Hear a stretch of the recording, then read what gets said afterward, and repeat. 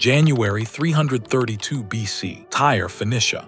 Imagine standing on the coastline staring out at the impossible. Nearly half a mile offshore, a city rising straight out of the Mediterranean Sea. Walls climbing over 130 feet out of the water. No bridge, no road, no land connection whatsoever. For centuries, every army that tried to take it failed. This is Tyre, and to its people, it wasn't just a city, it was a fortress that God himself couldn't crack. But one man disagreed. Alexander the Great. He's marching with 30,000 soldiers and 0 ships. And walking away isn't an option, because as long as Tyre stands, Persia still controls the sea. By every rule of ancient warfare, this is where Alexander's campaign dies. An island fortress, surrounded by open ocean, defended by tens of thousands of soldiers and a battle-hardened navy. On paper, it's over. But here's what actually happened. After 7 brutal months, Tyre fell. Alexander built a stone road across the open sea to reach it. He rolled 160-foot siege towers across the water, and the city that called itself unreachable, taken by force. This is the Siege of Tyre, where Alexander rewrote the rules of war. If this is the kind of history you're into, hit subscribe. Now, to really understand why this siege mattered, you need to know where Alexander stood when he got there. After his crushing victory at the Battle of Issus in 333 BC, Alexander didn't stop to celebrate. While the Persian king Darius retreated to regroup, Alexander turned south along the coast. His goal: cut Persia off from the Mediterranean entirely. 2 major cities stood in his way. Both folded immediately. Byblos surrendered without a fight. Sidon threw open its gates and welcomed him as a liberator. The entire coastline was opening up, except one city, Tyre, the one place that didn't fear armies because armies couldn't reach it. And now Alexander was standing on its shore, staring across the water at walls he couldn't touch. But Tyre wasn't just a hard target, it was a strategic nightmare. This was the beating heart of Persian naval power. Ships were built here, repaired here, crews trained and supplied here. It was the most powerful naval base in the entire eastern Mediterranean. As long as Tyre survived, Persia could still strike back from the sea, raiding supply lines, threatening Greece, undermining everything Alexander had built. Alexander wasn't attacking Tyre for glory. He was attacking it because his entire campaign depended on it. And Tyre knew exactly how important it was. Spring 332 BC. Alexander didn't open with threats. He sent diplomats requesting permission to enter the city and make a religious offering to Melkart, the patron god of Tyre, who the Greeks equated with Hercules. It was a religious gesture. But politically, granting it meant recognizing Alexander as the rightful king of Asia. Tyre said no. Then they went further.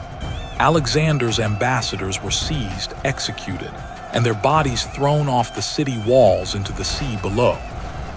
This wasn't a negotiation anymore. It was a declaration of war.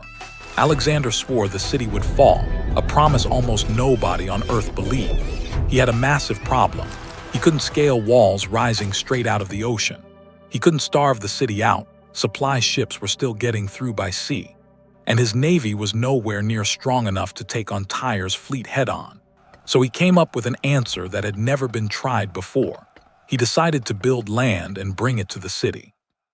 Centuries before Alexander's time, Tyre hadn't always been an island. The original city, Old Tyre, had stood on the mainland. Before the Tyrians moved offshore and built their island fortress, those ruins sat on the coast, abandoned, forgotten. Alexander ordered them torn apart. Every stone, every wall, every remnant of the old city was broken down, hauled to the shoreline and dumped into the sea. What took shape wasn't a road. It was a causeway, a man-made land bridge, built from the rubble of Tyre's own ancient history, stretching outward across the Mediterranean. Workers went around the clock, and as the causeway crept closer to the island, it entered the kill zone. Construction became combat. Arrows rained down from the walls.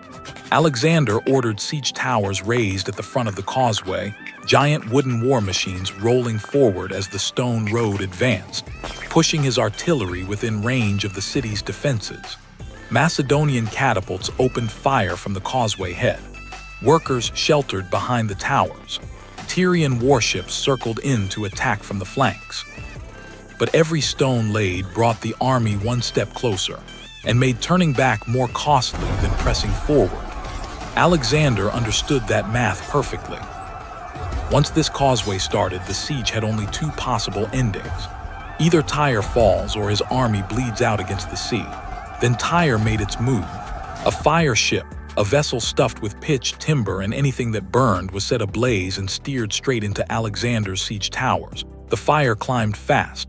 The towers collapsed into the water. Months of work gone in minutes. Morale collapsed. The siege ground to a halt. Alexander now saw the truth clearly. This wouldn't be a quick victory. This was going to be a war of attrition, and it had barely started. The fire ship made one thing crystal clear. Tyre will not fall from land alone. As long as the city controls the water around it, it can be resupplied, reinforced, and defended indefinitely. No fleet, no victory. So Alexander turned to the cities that had already surrendered to him and started calling in favors. Sidon contributed experienced sailors and warships. Byblos handed over its entire war fleet. With those additions, Alexander had roughly 80 ships, enough to fight, but not enough to dominate.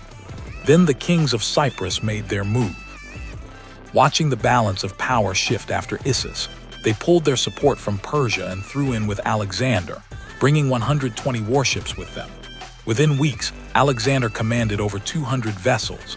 Naval superiority secured. What started as a land siege had become a full naval blockade. Alexander sealed both of Tyre's harbors. The Tyrians launched sorties, quick strikes trying to disrupt the blockade and keep a window open. Close-range naval battles erupted. Ships rammed each other. Oars splintered. Boarding parties fought hand-to-hand on the decks. Slowly, methodically, control of the water passed to Alexander. He anchored assault ships directly against the walls and mounted siege engines on their decks. When Tyrian divers swam out at night and cut his anchor ropes, he switched to iron chains. The harbors were locked down. From that point forward, Tyre was completely alone. With the sea under his control, Alexander rebuilt the causeway wider, stronger, and better protected than before. Artillery massed at the front. Catapults hammered the battlements, forcing defenders off the exposed walls. Siege towers rolled forward, but every advance hit fierce resistance. The Tyrians weren't giving an inch. So the defenders adapted.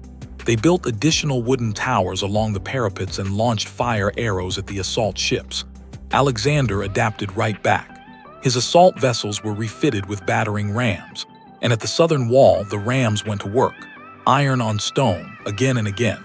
Alexander wasn't attacking everywhere anymore. He was looking for a crack, days of impact, then a fracture, then a breach. Alexander didn't wait. Assault ships surged through. Boarding bridges slammed down across the broken stone, and Alexander himself led the charge through the gap, advancing with his elite infantry into the city. The fighting was immediate, claustrophobic, brutal. Tyrian defenders threw themselves at the breach, but they were overwhelmed as more Macedonian troops poured through. Simultaneously, Phoenician and Cypriot warships forced their way into both harbors, cutting off any chance of reinforcement. The southern wall was down, the city was open, but the battle didn't end there. It went block by block, street by street, rooftop by rooftop. Tyre paid an enormous price for its defiance. Thousands were killed in the fighting. Thousands more were sold into slavery. Along the shoreline, 2,000 survivors were crucified.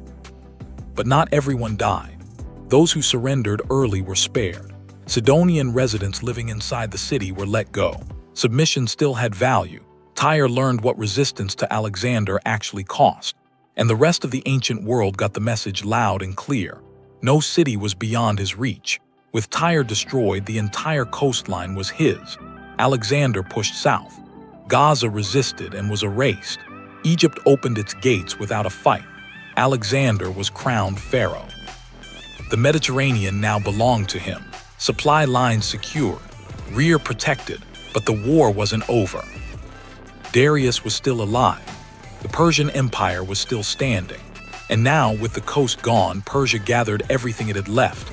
An army pulled from every corner of the empire. Hundreds of thousands of men, cavalry, infantry, war chariots. The full weight of an ancient superpower assembled on open ground. For the final showdown, where Alexander faced the largest army ever fielded against him and still found a way to win, watch the Battle of Gaugamela next.